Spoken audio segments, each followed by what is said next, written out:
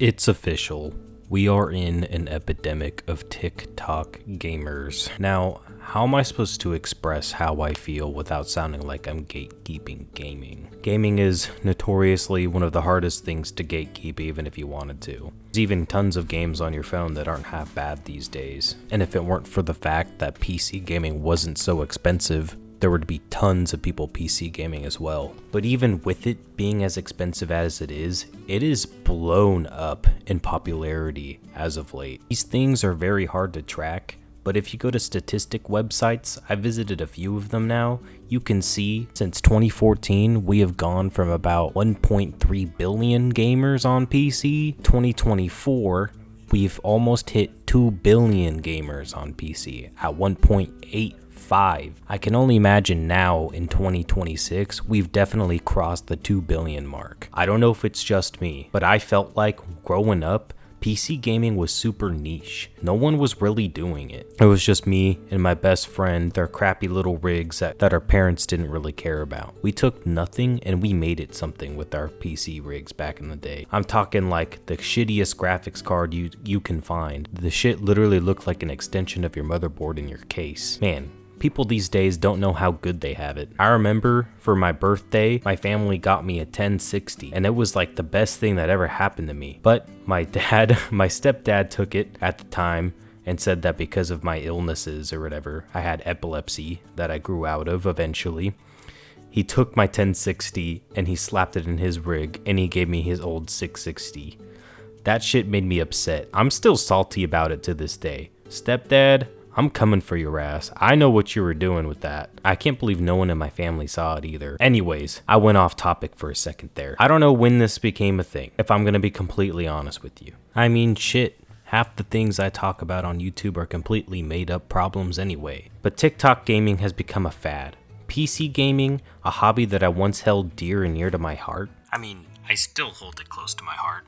I guess I just said that for dramatic effect. Is now just mainstream. And that feels weird for me to say. As a PC gamer my entire life, I never thought this would be the mainstream. But sadly, it is. And that means that PC parts have exploded in price. You have people LARPing as if they've been a hardcore gamer their entire life. You have shitty games blowing up all the time. And it feels like no one these days knows what quality actually is. Hell, when a new shitty early access game comes out, everyone's quick to glaze it. Because I don't think they were there for back in the day when that shit was just weird. Like there was Greenlight on Steam and that wasn't even that popular. Early access was still so new. The most popular game that I knew of that was early access was 7 Days to Die. And that's because my family was playing it. Anyways, with PC gaming being more popular, it seems like these early access games have way more idiots to sell their products to. And I don't want to go too much into early access games. I already talked about that in another video. But what I will say is these underdeveloped games are getting away with way too much because they become trends on the social media apps where they're constantly defended and above scrutiny and criticism. Every new hot game that's praised on TikTok is untouchable, and you'll have fanboy after fanboy coming to defend them the moment you say something negative. For example, when Subnautica came out and I talked about it, and I talked about how little content there was for a $30 early access, and I've even brought up the new game Impulse in comment sections of videos of people praising the game, where I met with backlash from people telling me that my opinions are stupid and that they're wrong because I have something different to say. It's really sad because these people will just genuinely follow whatever their big streamer tells them to. That's the reason why games that have no reason to get popular.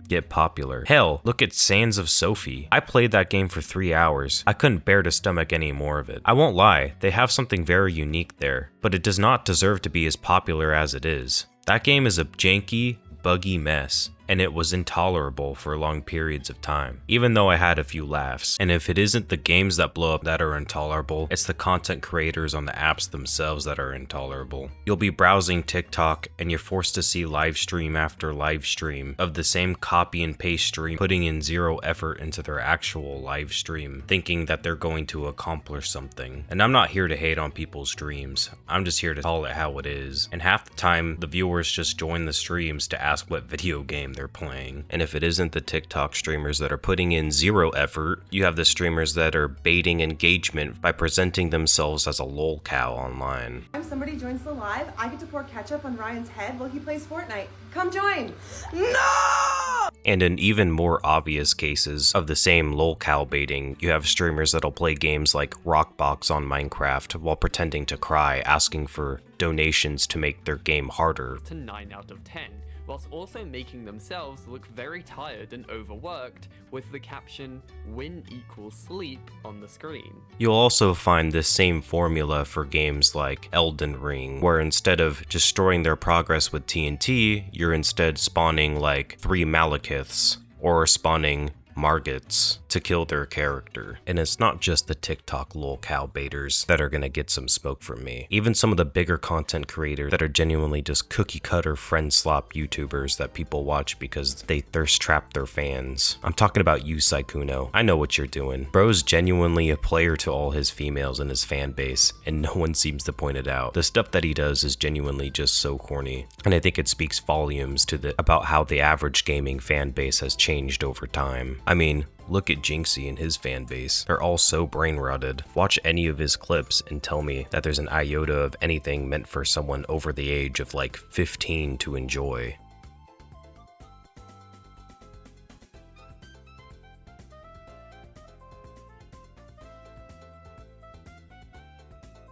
And you know what? Maybe I'm being a little too harsh on their fan base. I mean, these kids grew up playing Fortnite, Roblox, and the washed versions of Call of Duty, while I grew up playing Halo 3, Halo Reach, and Destiny 1, and many other gems like the earlier editions of Minecraft that I didn't even mention. Hell, growing up, battle passes weren't even a thing. Those recently just became something that isn't taboo anymore. With the gaming landscape changing, for the worse, day by day, whether it's on social media or in real life, with the removal of physical discs for console games. Without going on a long tangent, new releases are reaching sky-high prices of $70, AI is destroying the price of parts for PC, and social media is becoming a brain rot infestation of a hobby that I still love near and dear to my heart, and it's sad to see it go this way. But 20 years from now, this hobby will not look the way it does now. It will be unrecognizable and solely exist for the profit of big AAA companies like Sony, Microsoft, and Steam. I'm surprised Steam has lasted this long without becoming a nightmare fest for consumers. Hell, maybe 2 years from now, we'll get half-priced games with ads in it, and you'll still get the same brainwashed fanboys coming to defend it. It feels like all we can do is kick the ball down the road to the next generation of gamers. While I'm here to try to say something about it, I don't know if anyone will listen. That's why I make these videos. I'll catch you guys in the next one.